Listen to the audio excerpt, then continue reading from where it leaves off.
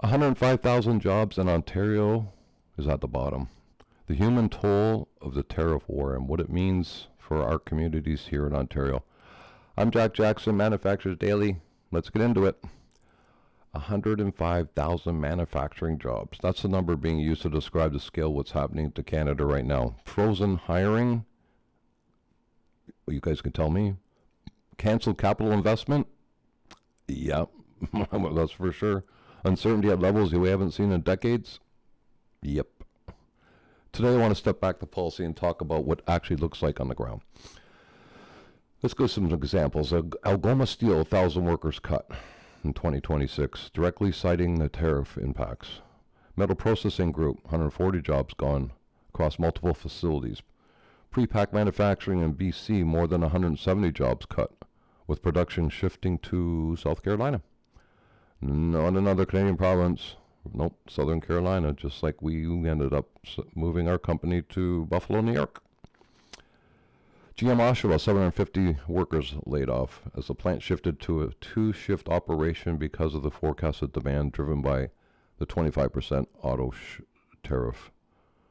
Stellantis in Brampton, thousands of workers in limbo since Jeep Compass EV production moved to Illinois.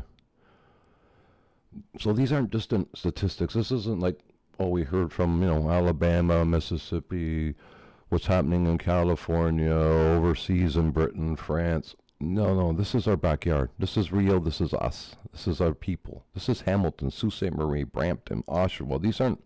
These are Ontario manufacturing communities that work all of us together to help keep this province strong.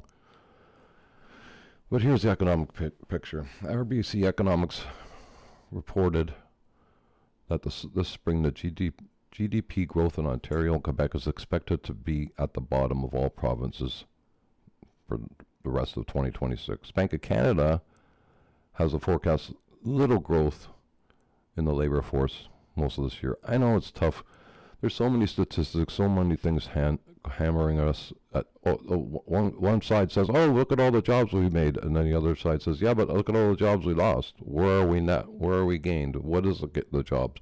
What's the value? What are we making? What is the service? Always making goods adds to a GDP.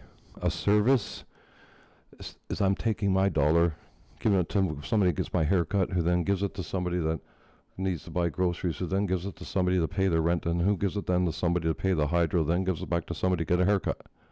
Whereas when you make something and you sell it, it produces new money that comes and starts paying and builds. It's the way that I view it. So Canada shed 25,000 jobs in January 2026 alone, 33,000 in March. Manufacturing, especially in the auto sector, steel and aluminum, is taking the heaviest hits, for sure. More than 60% of Canada's manufacturing sector has a substantial trade exposure to the U.S. Like we were 90%. So this is not a supply chain issue. This is an existential exposure to most of that sector. So what I find most striking about the data is that auto firms aren't waiting around to find out what's happening with CUSMA and USMCA.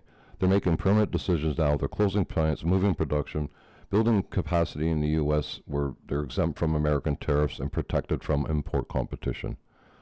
That's what we had to do. We just had to move because we could not sustain a company here. And those jobs aren't coming back, just like us. We have a Canadian office. Now there's 2 of us, which used to be 9 of us. And most of our other suppliers, we had so many suppliers that relied on us. We had subcontractors, welding and fabricating. I don't know I'm assuming at least one person got laid off there. So net effect across the board. I don't know. Maybe that's 15 jobs that were lost in Ontario because of our little company. So these jobs don't come back easily, as I said. And the closed Brampton plant, just like our plant, it doesn't open when the trade deal gets re-signed. It's not like, oh, we're back. Okay, everybody come back from the U.S. Let's reopen. The investment goes elsewhere and it stays there. What's the real cost of uncertainty is not just the tariff invoice, it's the permanent reorientation and locations of companies, because We were forced to do it. If your business supplies in the auto sector, the steel sector, or in any industry taking the tariff hits, your customers are under pressure right now. Their procurement decisions, their payment terms, their willingness to take on new supply relationships, all is affected by what they're absorbing. Understanding the environment where your customer is operating is part of the understanding your business right now. You need to understand who's, where, what, when. As we were, it came, we tried to survive, but eventually we just sold, and then all of a sudden our suppliers are calling, what happened? Why aren't you ordering anymore? I'm like, oh, we moved. Well, aren't you here? Yeah, we're here, but we're not manufacturing, so we might order some small parts, but bulk of it's gone to Buffalo. That's the story. That's the way it is. I'm Jack Jackson, Manufacture Daily. I built a manufacturing company in this country, ran it for 17 years. I know these communities. I know these plants. I know how what happens when the real cost. And it's not a trade policy abstract. It's reality, what I lived, and I can tell you about it. Give me a call, 30 minutes for free consultation.